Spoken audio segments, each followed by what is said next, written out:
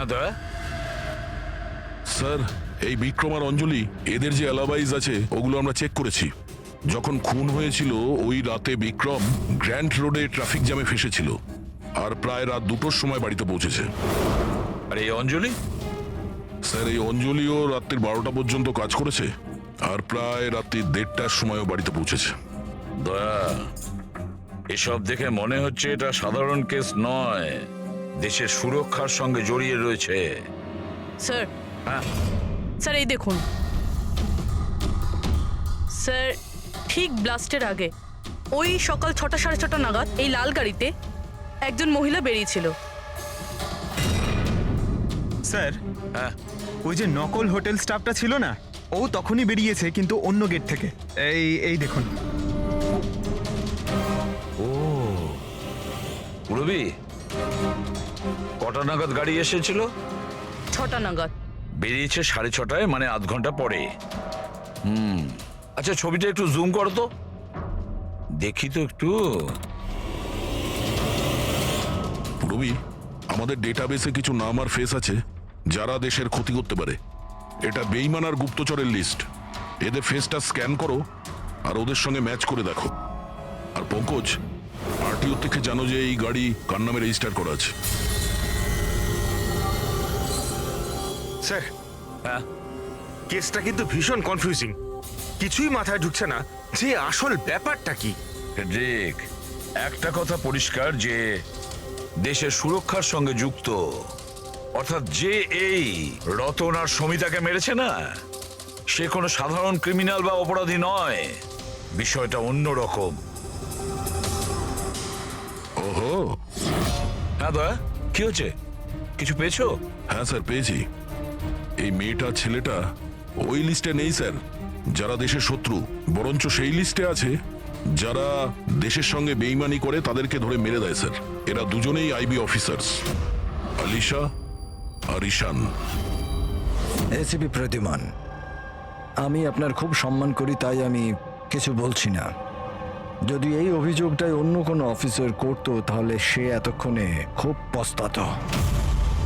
শেখরবাবু, আপনি আইবির হেড, সেই জন্য আপনার এই হুমকি দেওয়া কথা সহ্য হতো না। এসিপি স্যার, আমি হুমকি দিচ্ছি না, আপনার অভিযোগের উত্তরগুলো দিচ্ছি। আপনি খুব সহজে আমাদের ওপর রতন আর সমিতার খুনের অভিযোগ লাগালেন। আপনার কি মনে হয় যে ওরা দেশের শত্রু ছিল তাই আমরা ওদেরকে মেরে দিয়েছি? আমি অভিযোগ করছি না, আমি সরাসরি প্রশ্ন করছি। এই যা কিছু ঘটেছে সেটাই কি সত্যি? দেখুন স্যার, আমরা জানি যে আপনারা জানেন যে এরা দুজন দেশের সুরক্ষার সঙ্গে সম্পর্কিত কোনো ইনফরমেশন শত্রুদের বেচতে যাচ্ছিল। আর এটাও আমরা জানি শেখর বাবু যে যে মুহূর্তে রতনকে খুন করা হয় সেই সময় ঈশান আর আলিশা দুজনেই উপস্থিত ছিল। রতন খুন হওয়ার একটু আগেই ঈশান রতনের রুমে গিয়েছে।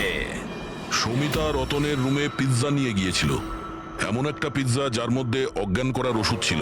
হ্যাঁ, তাহলে হতে পারে আপনারা ওকে এমন কিছু বলেছেন যে আমাদের জন্য কাজ করে দাও আর রতনকে মেরে দাও, তাহলে আপনারা ওকে ছেড়ে দেবেন, তাই তো? সেটা নয় আলাদা প্রশ্ন, কারণ তার আগে সমিতাকে মারা হয়েছে তার নিজেরই ঘরে। হ্যাঁ, এটা ঠিক যে আমরা রতন আর সমিতার অবৈধ কাজের ব্যাপারে জানতে পেরে গেছিলাম আর আমরা সেই জন্য শুধুই ওদের ওপর নজর রাখছিলাম। তবে এমন কোন গল্প শোনাবেন শেখর বাবু যেটাকে বিশ্বাস করা যায়? স্যার, আপনি শেখর স্যারের সাথে এরকম ভাবে কথা বলতে পারেন না।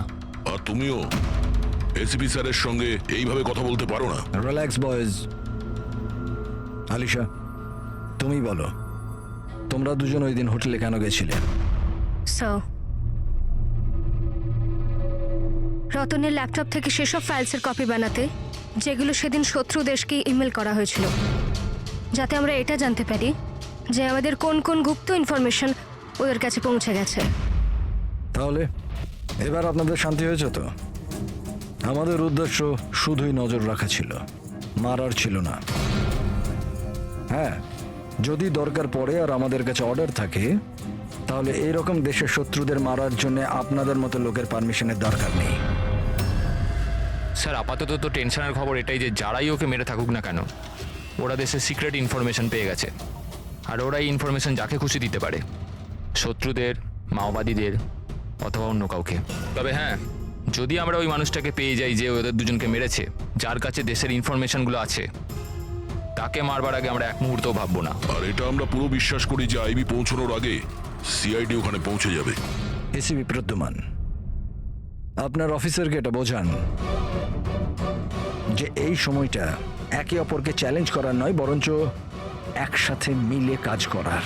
শেখরবাবু, দেশের জন্য আপনারা যতটা চিন্তা করেন ততটা চিন্তা সিআইডিরাও করে থাকে।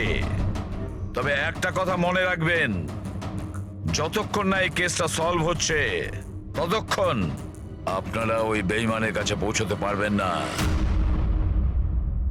সুমিতা ওই বিশেষ ইনফরমেশনটা লিক করে রতনকে দিয়েছিল, আর রতন ওই ইনফরমেশনটা কাউকে বিক্রি করতে যাচ্ছিল। কিন্তু তার আগেই রতন তার বেঈমানির কাজটা শেষ করে ফেলুক, কেউ সমিতাকে রতনকে খুন করার প্ল্যানে অংশীদার করে নেয়। আর ওটা যদি ঈশান না হয়, তাহলে যেই হোক স্যার ওকে খুব তাড়াতাড়ি খুঁজে বার করতে হবে। আর ওই সমিতাকেও মেরেছে।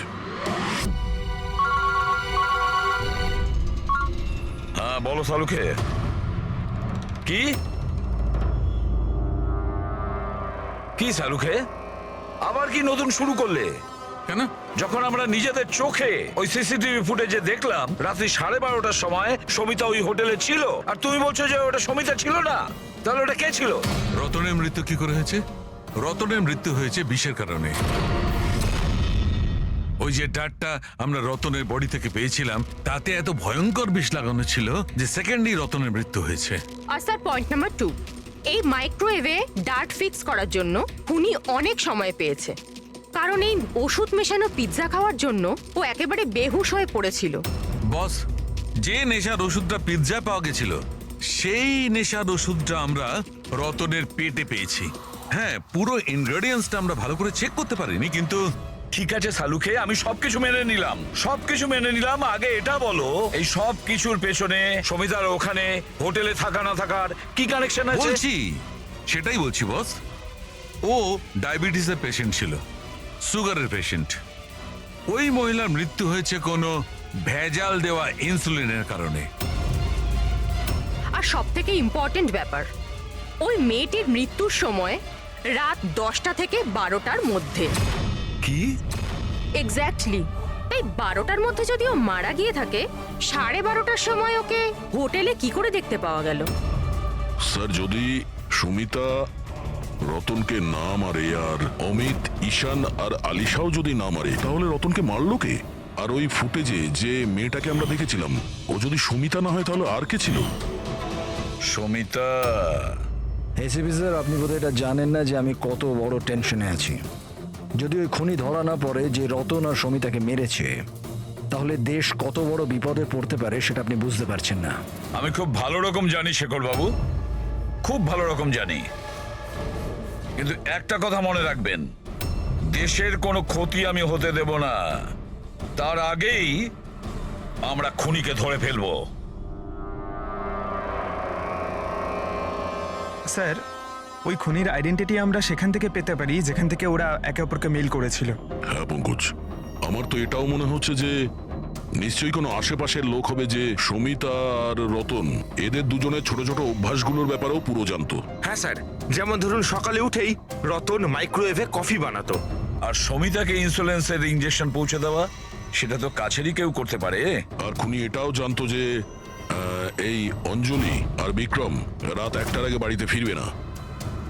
তাহলে খুনি কে হতে পারে স্যার? স্যার, একটা কথা বুঝলাম না, এই রতনা সুমিতা একে অপরকে 2 বছর ধরে চেনে, দেশদ্রোহিতা করার কথা 3 সপ্তাহ আগে ভাবলো, এরকম হঠাৎই? হ্যাঁ স্যার, ব্যাপারটা কিরকম অদ্ভুত স্যার। এই 3 সপ্তাহ আগে এদের তো কোনো রেকর্ডও ছিল না গুপ্ত খবর পাচার করার জন্য। এসবের সাথে তৃতীয় বেইমানের কি সম্পর্ক? We are running out of time. হ্যাঁ স্যার, আমরা সমস্ত প্রমাণের তালা খুলে ফেলেছি। কিন্তু আমরা সেই দরজাটা খুঁজে পাইনি যেটা আমাদের তৃতীয় গুপ্তচরের কাছে নিয়ে যাবে। আছে, তৃতীয় দরজা আছে, আর এই তৃতীয় রাস্তাই আমাদের গুপ্তচর পর্যন্ত পৌঁছে দেবে। সেটা কি? ওই দরজার নাম পিজা। পিজা। ওই মহিলা যে কালো চশমা পড়েছিল, মাথায় কোকড়ানো চুল, পিজা নিয়ে গিয়েছিল সমিতা সেজে, সেদিন ও পিজা নিয়ে এসেছিল বাইরে থেকে হোটেলের ভেতরে। আর ওটাও এই জন্যই করেছে যে ওর ওই পিৎজার মধ্যে ঘুমের ওষুধ মেশানো দরকার ছিল। যদি হোটেলে অর্ডার করতো তাহলে ও সুযোগও পেত না এবং সময়ও পেত না ওই ওষুধটাকে পিৎজার মধ্যে মেলানোর জন্য। আর হোটেলের লোকেরাও কিছু বলেনি, কারণ ওরা ওকে চেনে। দয়া, ওই হোটেল রয়্যালের আশেপাশে ওই পিজালো ব্র্যান্ডের যে কটা দোকান আছে সেখানে খোঁজ নাও, সবকিছু পরিষ্কার হয়ে যাবে।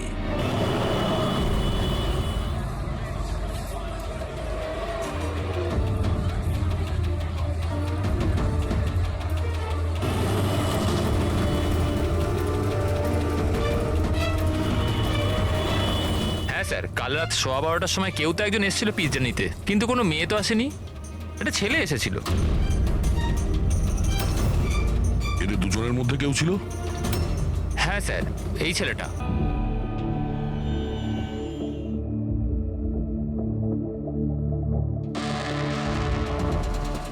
ব্যাপারটা কি? সারিকা, প্লিজ এদিকে এসো। ইয়েস। সারিকা, এই দুটো স্লাইডসেই পিৎজা স্যাম্পল আছে। এটাতে ওইটা আছে যেটা ওর পেট থেকে পেয়েছি। এটা হচ্ছে পিৎজা সেই টুকরোটা যেটা অ্যাকচুয়াল টেবিলে রাখা ছিল। একটু দেখো দুটো। স্যার, এটাই তো অবভিয়াস যে এই পিজাটা খেয়েই রতন বেহুশ হয়ে পড়েছিল। এতে দেখার কি আছে? Do you think I am fool? না না, আমি সেটা না বলতে। নাকি কোনো কারণ আছে তাই তো তোমাকে দেখাচ্ছি। প্লিজ দেখো না। স্যার। Just sit. হ্যাঁ হ্যাঁ স্যার, দেখছি। অন্যটা দেখো।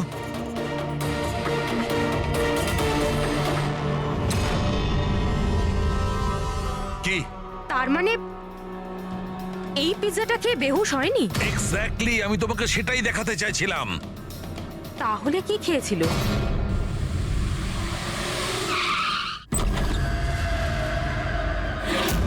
বিক্রম, বিক্রম, বিক্রম? এর কি হলো? এই বিক্রম, ফ্রেডি, তাড়াতাড়ি অ্যাম্বুলেন্সে ফোন করো। এই কোন জিনিসের দিকে ইশারা করছে? ফোনে? হ্যাঁ, কি আছে এই ফোনে? 5 মিনিটে অ্যাম্বুলেন্স আসছে। Good good good. সরিতা আর রতন একসাথে? স্যার, ফটো দেখে তো মনে হচ্ছে ওরা একে অপরকে খুব ভালোবাসে। 1 মাস আগের ফটো। দুজনে প্রেম করতো না গুপ্তচর ছিল?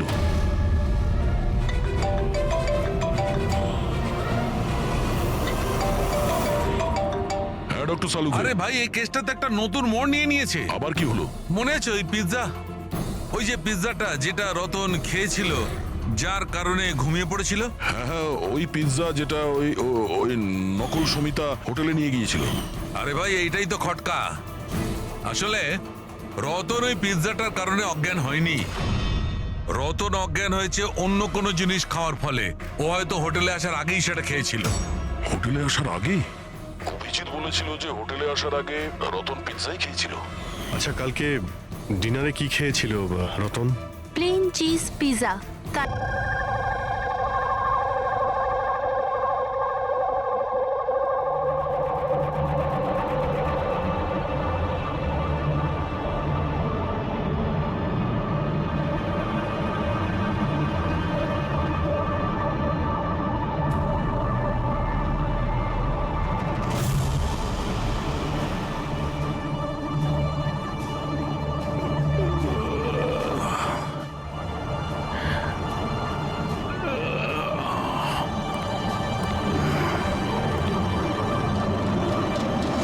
কে তুমি? আমার রুমে কি করে ঢুকলে তুমি? হাউ হাউসকিপিং এখন ম্যানেজারকে ফোন করে কাজ থেকে বার করে দেবো। সরি রতন স্যার, অ্যাকচুয়ালি আপনার রুমের ফায়ার অ্যালার্ম হঠাৎ করে বেজে উঠলো, তাই আমি দেখতে এলাম সব কিছু ঠিক আছে কিনা।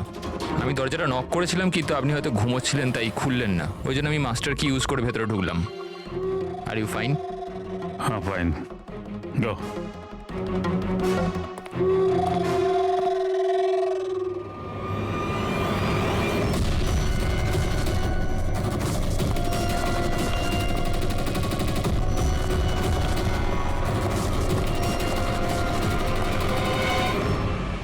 শোয়ার পরে ওই মাথায় যন্ত্রণা কেন হচ্ছে? ডাবল শট কফি নিতে হবে একটা। হ্যাঁ আলিশা, কাজ হয়ে গেছে। Great job. এখন তাড়াতাড়ি ওখান থেকে বেরো, হোটেলের অ্যাকচুয়াল স্টাফ 5 মিনিটে ওখানে চলে আসবে। হ্যাঁ ঠিক আছে, আমি বেরিয়ে যাচ্ছি, বাই।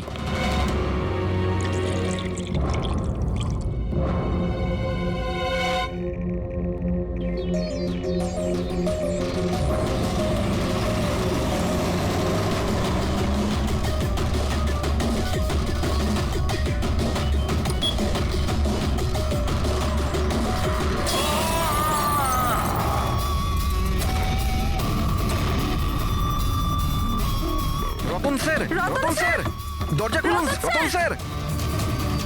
একটা কাজ কর, মাস্টার কি দিয়ে দরজাটা খোল।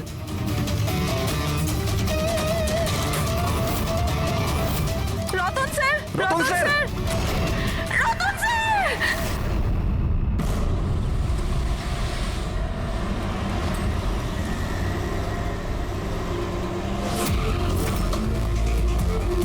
যার খুন হয়েছে তার নাম কি? স্যার রতনবাবু আমাদের রেগুলার কাস্টমার, আর উনি খুব বড় ফিজিসিস্টও ছিলেন। ফিজিসিস্ট? হ্যাঁ স্যার। তার মানে ফিজিক্সে এক্সপার্ট উনি? হ্যাঁ স্যার।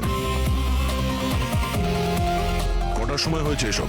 স্যার এই মোটামুটি সকাল 6:30টার সময়। দেখি সরে যান, সরে যান, সরে যান। সরে যান বলছি, প্লিজ। হ্যাঁ সরে যান একটু।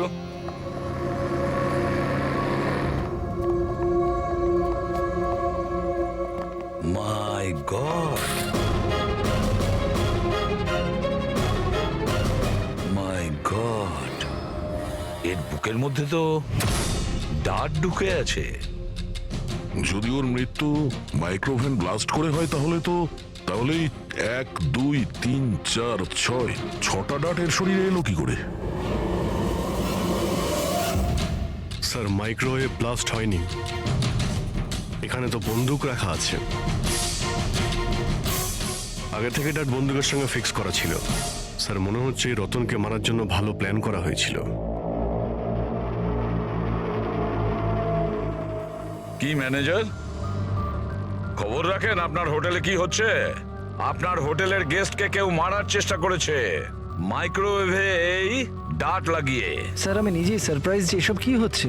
এখানে তোমার হোটেলের রুমে একটা মার্ডার হয়েছে, এর জবাবদিহি তো এই হোটেলকেই করতে হবে, আর তোমাকেও। কিন্তু স্যার আমায় এটা বলুন, আমরা আমাদের কাস্টমারদের কেন মারবো? জয়া, জয়া তুমি বলো না স্যারদের। স্যারের চেক ইন করার আগে তুমি রুমটা ভালো করে দেখেছিলে না? হ্যাঁ স্যার। স্যার জিজ্ঞেস করুন নাকি। স্যার কাল রাত 11টার সময় উনি চেকিং করেছিলেন স্যার, আর 10:30টার সময় আমি নিজে চেক করেছিলাম সবকিছু ঠিক আছে কিনা, আর তখন মাইক্রোওভেনের ভেতর কোনো ডার্ট ছিল না স্যার।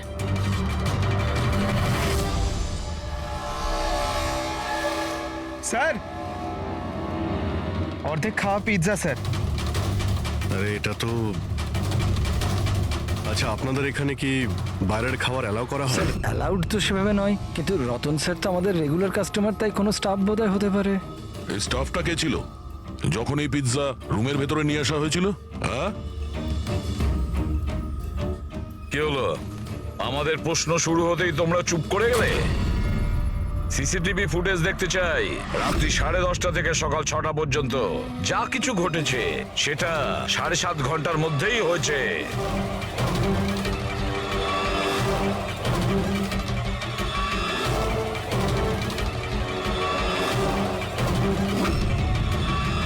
ওই দেখো 10:30টার সময় রতনবাবুর রুমে গিয়েছে, 11:15 বাইরে এসেছে, 15 মিনিট।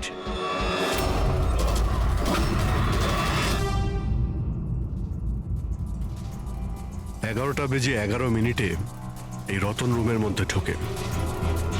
একটু ফরওয়ার্ড করো তো।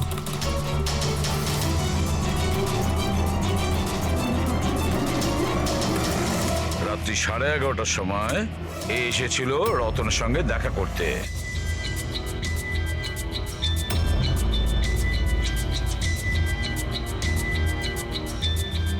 আরে 5 মিনিটের মধ্যেই চলে আসলো।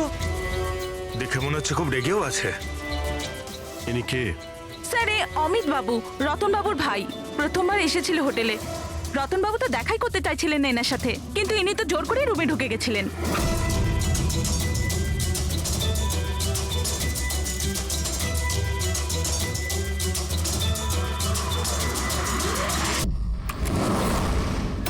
আচ্ছা, তার মানে এই পিৎজা এইভাবেই রুমের মধ্যে গিয়েছিল। ফরওয়ার্ড করো তো, ফরওয়ার্ড করো।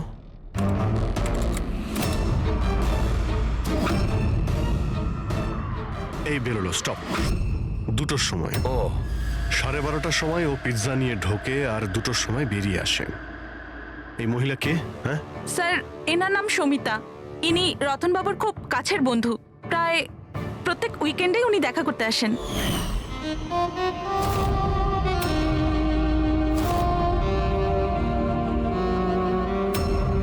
সুমিতা খুব কাছের বন্ধু, রাত্রি 12:30টার সময় আসে পিৎজা নিয়ে। রতনকে শেষ কল কোনো সমিতা নামের মেয়ে করেছিল, আর তার আগে অমিত নামে কেউ। স্যার হ্যাঁ পঙ্কজ, 1 সেকেন্ড। এই পাসপোর্টটা দেখুন স্যার, এতে এই ক্যাম্বলির ভিসা লাগানো আছে। দ্বিতীয় এই বম্বে থেকে ক্যাম্বলি যাওয়ার টিকিট। ফটো তো ওরই, কিন্তু নাম রতন নয়, দিগ্বিজয় কুমার।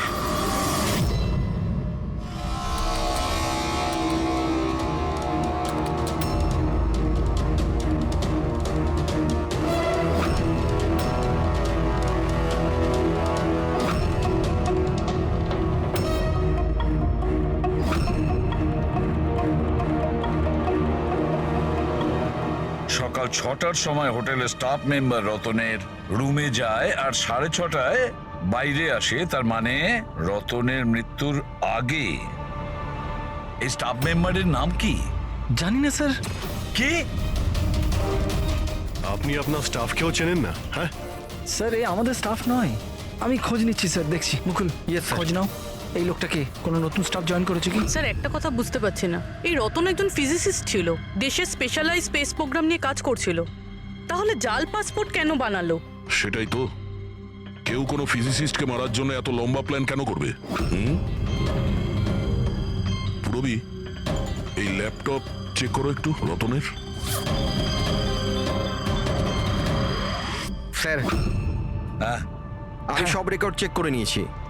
এই লোকটা হোটেলের কোনো ডিপার্টমেন্টে কাজ করে না। ইনি তো কোনোদিন স্টাফই ছিলেন না।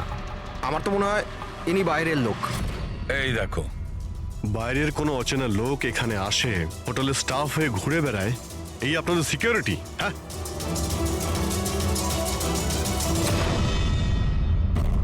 হ্যাঁ পুরবি, কিছু পেলে? হ্যাঁ স্যার, ল্যাপটপ হ্যাক করলাম যখন কিছু সিক্রেট ফাইল পেয়েছি। গুপ্ত ইনফরমেশন রয়েছে দেশের সুরক্ষা সংক্রান্ত। মাই গড, এটা কি? কি হলো? স্যার এই গুপ্ত ইনফরমেশন ও কাউকে বিক্রি করতে চাইছিল। এই দেখুন, এই ডিল রিলেটেড মেল পাঠিয়েছে কাউকে। এই দেখুন, সব আছে। এক্স্যাক্টলি এই গুপ্ত ইনফরমেশনটা কি যেটা রতন বেচতে চাইছিল? স্যার আমাদের দেশের বর্ডারে কতজন সৈন্য রয়েছে, আর্মিদের কাছে কি কি ওয়েপেন আছে, সৈন্যের দল কোন কোন এরিয়াতে আর কোথায় কোথায় রয়েছে, সব ইনফরমেশন রয়েছে। যদি এই ইনফরমেশন কোনো ভুল লোকের হাতে পড়ে যায় তাহলে দেশের সুরক্ষার ক্ষতি হতে পারে। কিন্তু স্যার এই মিলিটারির কনফিডেন্সিয়াল ফাইলও পেল কোথা থেকে? অবভিয়াসলি পঙ্কজ, কোনো সাধারণ লোকের কাছে তো এই ফাইল থাকবে না। এই ক্লাসিফাইড ফাইলস আর এই ডুপ্লিকেট পাসপোর্ট এর দিকেই ইশারা করছে যে এই রতন কোনো ফিজিসিস্ট ছিল না। এ কোনো শত্রু দেশের গুপ্তচর ছিল, যে নিজের কাজ করার পরে এই নকল পাসপোর্টের সাহায্যে দেশ ছেড়ে পালিয়ে যেত সারা জীবনের জন্য। স্যার এ তো অ্যাপ্রন খুলে ফেলে বাইরে বেরিয়ে যাচ্ছে। ফোনেও কথা বলছিল, মনে হয় ওর পার্টনার হবে। প্যাট্রিক, হোটেলের বাইরে যে কটা সিসিটিভি ক্যামেরা আছে সব কটা ফুটেজ চেক করো।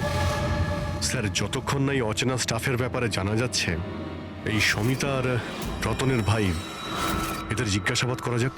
স্যার হ্যাঁ দা, স্যার এই রতন হয়তো ফিজিসিস্ট ছিল না, কোনো শত্রু দেশের গুপ্তচর ছিল স্যার। গুপ্তচর? হ্যাঁ স্যার, আমি ওর ব্যাগের থেকে এই নকল পাসপোর্ট পেয়েছি, আর ওর ল্যাপটপে এই গুপ্ত ফাইলস আছে স্যার, এই দেখুন। মাই গড, তাহলে খুব তাড়াতাড়ি রতনের বাড়ির লোকের সঙ্গে কথা বলতে হবে, আর ওই সমিতার সঙ্গেও। জানা তো যাবে যে রতন কোনো ফিজিসিস্ট ছিল নাকি কোনো গুপ্তচর। একে তো সবে আমার স্বামী খুন হয়েছে, আর এখন সিআইডির লোকেরা ওর উপর দেশের সাথে বিশ্বাসঘাতকতার অভিযোগ করছে। বৌদি, বৌদি নিজেকে সামলাও, এমনিতেই দাদার মৃত্যুর দুঃখে তোমার শরীর খারাপ। মিস্টার অমিত, আপনাকে কিছু প্রশ্ন করতে চাই আমরা। আপনারা একসঙ্গে একই বাড়িতে থাকেন, কিন্তু কাল রাতে আপনার দাদার পিছু পিছু হোটেল রুমে কি করতে গিয়েছিলেন? আমি পাঠিয়েছিলাম ওকে ওখানে। তুমি পাঠিয়েছিলে? কি জন্য? কারণ রতন দাদা পুরো প্রপার্টি নিজের নামে করে আমাদের বাড়ি থেকে বের করে দিতে চেয়েছিল। দলিলপত্রেও কিছু গন্ডগোল করেছিলেন উনি, আর নিজের ভাইয়ের ব্যাপারে তো কোনো চিন্তাই ওনার ছিল না। এই যে তুমি কি বলছো দিয়া? বৌদি প্লিজ। এইসব কথাগুলো তো বাড়িতেও হতে পারতো, তোমার হোটেলে যাওয়ার কি দরকার ছিল? স্যার, আমরা ঝগড়াঝাটি করে বাড়ির পরিবেশ খারাপ করতে চাইছিলাম না, আর দাদা এই টপিকটাকে অনেক দিন ধরে অ্যাভয়েড করছিল, এই জন্য আমার মনে হয়েছিল হোটেলে গিয়ে কথা বলেই ঠিক হবে।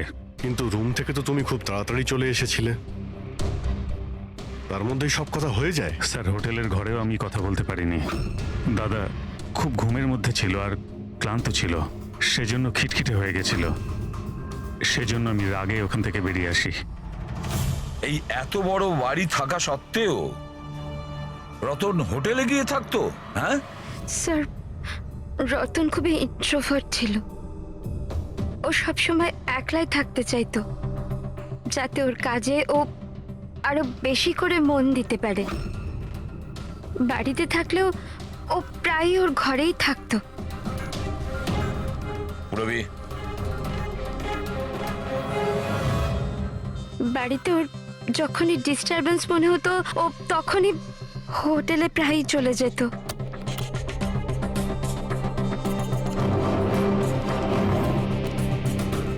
আচ্ছা এই সমিতাকে? সমিতা? প্লিজ কিছু করুন অফিসার, আমি সকালে মিসিং কমপ্লেন করেছিলাম, এখন সন্ধ্যা হয়ে গেল, আমার স্ত্রীর কোথাও কোনো খোঁজ পাওয়া গেল না। জামাই বাবু প্লিজ রিল্যাক্স, সমিতা দিকে পাওয়া যাবে। কি? সমিতা দেবী নিখোঁজ? হ্যাঁ। আপনারা? আমরা সিআইডি থেকে আসছি। ভালো হয়েছে আপনারা এসে গেছেন, এরা তো কিছু করতে পারছে না, এবারে আপনারাই খোঁজ করুন, আমার স্ত্রী কোথায়? আমরা তো খোঁজ করবই, একটা খুন করে পালিয়েছে ও। কি?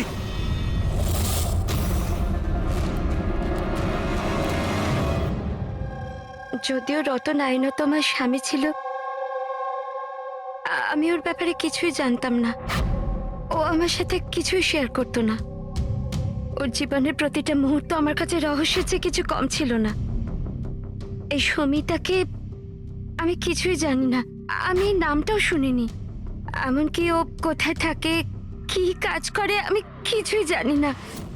এটা ওই হোটেল করিডোরের ফুটেজ। কাল বাড়ি থেকে কোথায় যাবার জন্য বেরিয়েছিল সমিতা? বাড়ি থেকে অফিস যাবার জন্যই তো বেরিয়েছিল, অফিস থেকে বেরিয়ে কোথায় গিয়েছিল কিছু জানি না। আচ্ছা, কালকে ডিনারে কি খেয়েছিল Ratan? Plain cheese pizza.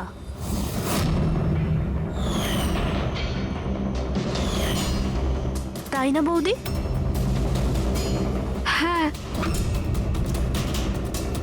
Plane cheese pizza, অদ্ভুত ব্যাপার না অভিজিৎ? হোটেলেও পিৎজা আবার বাড়িতেও পিৎজা। দাদা হোটেলেও পিৎজা খেয়েছিল? একদমই ঠিক, সেই পিৎজা যেটা সমিতা নিয়ে এসেছিল। কিডন্যাপাররা ফোন করেছিল? সমিতাকে কিডন্যাপ করা সহজ নয়। আইবি টিমের লোকও ও সমস্তভাবে ট্রেন্ড যে কোনো বিপদ থেকে রক্ষা করবার জন্য। আইবি, আপনি আপনার দিদির রুমটা একটু দেখাবেন প্লিজ।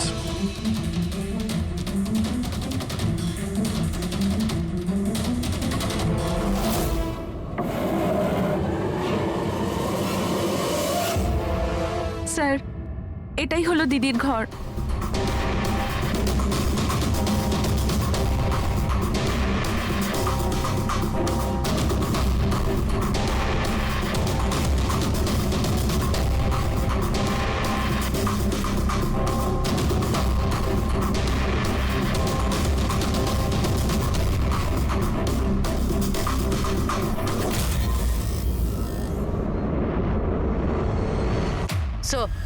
হ্যাঁ স্যার একবার এদিকে আসবেন।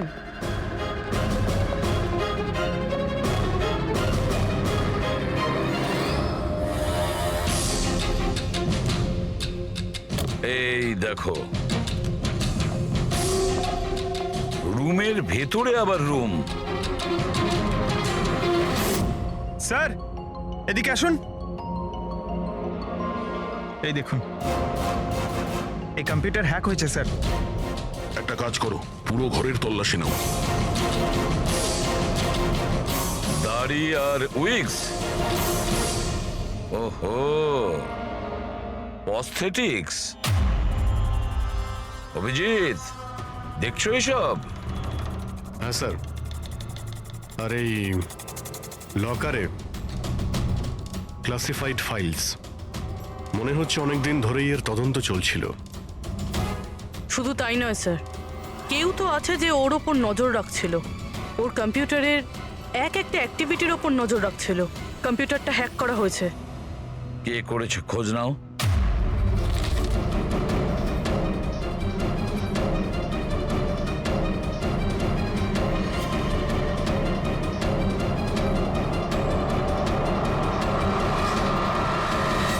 এবার কি বলবেন আপনারা এই ব্যাপারে? আপনারা রতনের সঙ্গে একই ছাদের নিচেই থাকতেন, আর এই ব্যাপারে আপনারা জানেনই না। স্যার আমরা কি করে জানবো স্যার? রতনদা তো নিজের ঘরে কাউকে ঢুকতেও দিত না। এমনকি স্যার কাজের লোককেও নয়, পরিষ্কারও স্যার উনি নিজেই করতেন। তাহলে ম্যাডাম আপনি আপনি কি বলতে চাইছেন? হ্যাঁ, এটা তো বেডরুমের ভেতরের ব্যাপার। স্যার আমি আপনাকে বললাম না,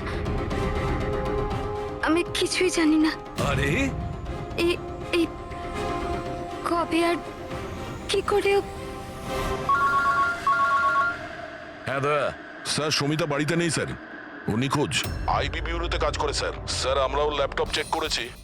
পুরবী রতনের ল্যাপটপে যে ইনফরমেশনগুলো পেয়েছিল স্যার, ওই সমস্ত ইনফরমেশন এখানে সমিতার ল্যাপটপেও আছে।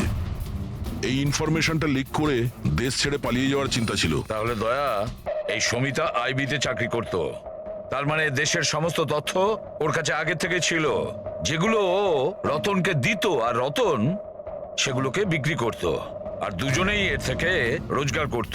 হ্যাঁ স্যার, কিন্তু এইবার ও ডবল ক্রস করে দিয়েছে রতনকে। ও ওকে প্রাণে মেরে দিয়েছে আর মেরে এখান থেকে পালিয়ে গেছে। এই সমস্ত ইনফরমেশন জোগাড় করো আর ব্যুরোতে নিয়ে এসো।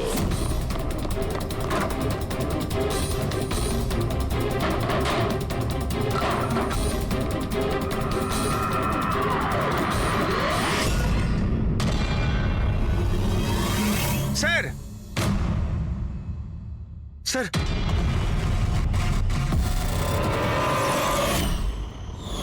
সমিতা, সমিতা!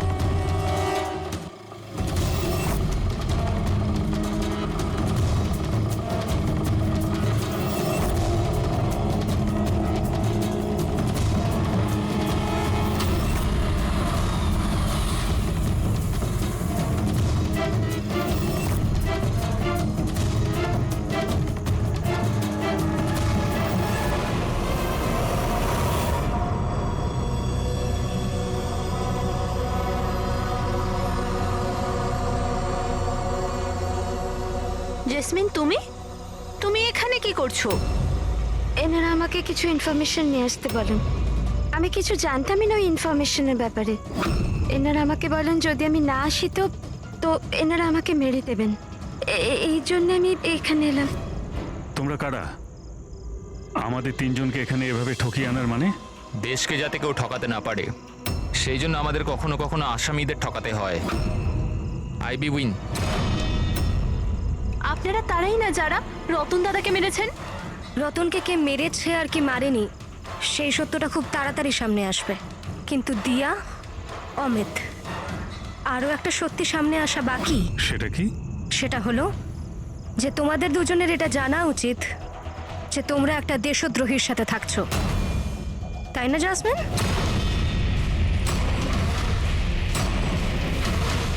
ও হোয়াট ননসেন্স!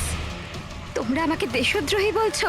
রতনকে অজ্ঞান করার খাবারটা তুমিই খাইয়েছিলে তো, যেটার জন্য ও পরে মরে গেল। এবার এতেই তোমার ভালো হবে যে তুমি তাড়াতাড়ি নিজের অপরাধ স্বীকার করে নাও। কি বলছো তোমরা? আমি এসব কিছুই করিনি। কোন অজ্ঞান করার ওষুধ? আমি আমার স্বামীকে কেন মারবো? হ্যাঁ, কেন আমি ওকে অজ্ঞান করার ওষুধ দেব? আমি, তুমি কেন চুপ করে আছো? হ্যাঁ, তুমি তো সেদিন আমার সাথেই ছিলে যখন আমি রতনকে খেতে দিয়েছিলাম। তাহলে তুমি কেন কিছু বলছো না? চুপ করে আছো কেন? কিছু বলো না। সমস্ত চেষ্টা ব্যর্থ তোমার। নিজের দেওরের কাছ থেকে সত্যি কথা বলানোর চেষ্টা করো না, কারণ ওর মুখ খুলবেই না। এই সমস্ত প্ল্যানটা ওই করেছে। বিক্রমকে চেনো? কে বিক্রম?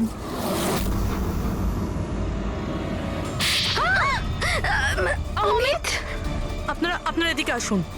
সেই বিক্রম যাকে সমিতার রতনের এক্সট্রা ম্যারিটাল অ্যাফেয়ার সম্পর্কে তুমি জানিয়েছিলে আর কিছু ফটোও পাঠিয়েছিলে হ্যালো মেসেঞ্জারে। এই দেখো, ডিসপ্লে পিকচারে তোমার মুখ আছে। কিছু মনে এলো? এটা কি?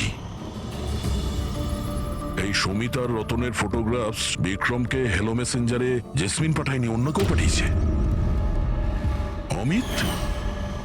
দেশের ক্ষতি করার আমার কোনো উদ্দেশ্য ছিল না স্যার। এই যে বিশ্বাসঘাতক গুপ্তচর যে অ্যাঙ্গেলটা, এই সব কিছু আমার গেম প্ল্যান ছিল, যাতে আমি আইনকে ভুল বোঝাতে পারি। পুরো ব্যাপারটা ডিটেলে বলো। এইসব তুমি কেন করতে গেলে? স্যার, এই সবকিছু একটা গেম প্ল্যান ছিল, যাতে রতনের মৃত্যুর অভিযোগ আমার ওপর না আসে আর সমিতার মৃত্যুর অভিযোগ বিক্রমের উপর না যায়। সেজন্য আমি বিশ্বাসঘাতক গুপ্তচরের গল্প পেতেছিলাম। কিন্তু রতনকে মারতে কেন চাইছিলে তুমি? হ্যাঁ, ও আমাকে আর দিয়াকে এই বাড়ি থেকে বাইরে বার করে দিতে চাইছিল। যদি এটা ও করে দিত আমি তাহলে কিচ্ছু করতে পারতাম না। কিন্তু আমার ভাগ্য ভালো ছিল যে সেই সময় আমি রতন আর সমিতার লাভ অ্যাফেয়ারের ব্যাপারে সবকিছু জানতে পারি। আর তখনই আমি এই সমস্ত প্ল্যানটা বানাই। আমি সমিতার হাজবেন্ড বিক্রমকে তার বউয়ের বিশ্বাসঘাতকতার প্রমাণ দিই। রাত তো এত হচ্ছে আমার যে মনে হচ্ছে ওকে ডিভোর্স দিয়ে দিই, কিন্তু কি করি? তাতে তো আমারই লোকসান। যদিও আমাকে ছেড়ে দেয় তো আমি নিজেই পথে বসে যাব। তাহলে ডিভোর্স দিও না, তার থেকেও বড় কিছু ভাবো। মেরে ফেলবো ওকে। তারপর আমি আর বিক্রম রতন আর সমিতার কম্পিউটারে ওদের নামে ইমেল অ্যাকাউন্ট বানাই। রতনের নামের ইমেল আমি পাঠাতাম আর সমিতার নামের বিক্রম। ওই রাতে হোটেলে বিক্রমই সমিতা সেজে গিয়েছিল। যখন ও ঘরের ভেতর ঢুকেছিল তো ও দেখলো যে রতন গভীর ঘুমের মধ্যে আছে। ব্যাস, তারপর ও মাইক্রোওভেনে ডার্ট ফিট করলো, একটু পিৎজা খেলো, নেশার ওষুধ মেশালো আর তারপর ঘর থেকে চলে গেল। আর সমিতাকে ওই বিষাক্ত ইনসুলেশন তুমিই দিয়েছিলে তো? হ্যাঁ, হোটেল যাওয়ার আগে আমি সমিতার বাড়ি গিয়েছিলাম। হ্যাঁ বলুন, আপনি কে? তোমাকে মুক্তি দিতে এসেছি। মানে? দুজন লোককে ভালোবাসা তো ভালো কাজ নয় সমিতা দেবী। হোটেলের রুমে রতনের সঙ্গে কেন দেখা করতে গিয়েছিলে? কারণ তুমি তো অনেক আগে থেকে এসব প্ল্যান করে রেখেছিলে। ও আমাকে বাড়ি থেকে বার করে দিতে চেয়েছিল ঠিকই, কিন্তু ছিল তো আমারই দাদা। শেষ সাক্ষাৎ তো দরকার ছিলই। আর এই সব কিছুই আমাকে আমার প্ল্যানে সাহায্য করেছে। আমি বিক্রমকে আগে থেকে ইনফর্ম করে দিই যে রতন ঘুমের ঘরে আছে আর কিছুক্ষণের মধ্যে শুয়ে পড়বে। আর তুমি ভাবলে যে সিসিটিভি ফুটেজও অনেক লোক দেখবে, আর তার মধ্যে যদি তোমাকে দেখা যায় কেউ সন্দেহ করবে না। সেজন্যই তো আমি সব বিশ্বাসঘাতক গুপ্তচরের খেলা খেলেছিলাম, যাতে আপনারা সব এর মধ্যেই মাথা ঘামাতে থাকেন। কিন্তু যখন এই আইবিরা এর সঙ্গে যুক্ত হয়ে গেল, বিক্রম ভয় পেয়ে গেল, আর এই জন্য তুমি ওকে প্যারালাইজ করে দিয়েছে। আর কোনো উপায় ছিল না আমার কাছে। এটা তুমি কি করলে? আমি টাকার জন্য নিজের ভাইকে তুমি মেরে দিলে। অমিত, সম্পত্তি আর টাকার লোভে তুমি তোমার আপন ভাইকে খুন করে দিয়েছো। আর তাছাড়াও আইনের সাথে আর দেশের সুরক্ষাকেও বুড়ো আঙ্গুল দেখালে তুমি। খুব ঘৃণ্য অপরাধ করেছো তুমি। আইন তোমাকে কঠোরতম শাস্তি দেবে।